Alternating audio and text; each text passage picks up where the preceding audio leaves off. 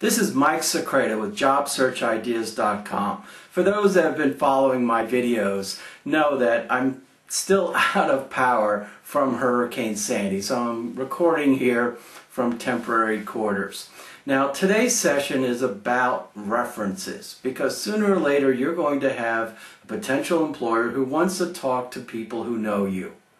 Now, most people think, well, I'll just get some people who like me and say good things about me, and that's enough. Well, there's three things we need to look at with the person that we're going to have for a reference. The first is, how are they on the phone?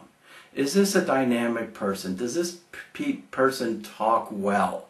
If it's someone that's very nervous or really isn't going to have a good conversation, doesn't have those speaking skills, I would say leave them out, because the person who is going to be talking with them is going to be focusing on that versus the good things they say about you.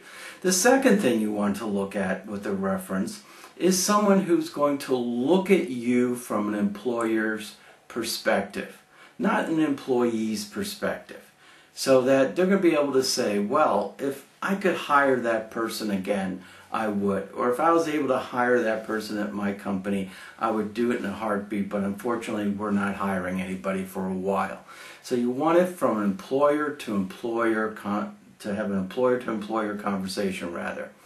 And the third thing is, you probably don't want to have somebody who's you used to report to at a company that's very restrictive in what they allow them to say. A lot of big companies are afraid of lawsuits by their people not saying the right thing with references, so that when they're contacted, all they'll say is, well, yeah, this person reported to me and this was their title and these are the dates of their employment.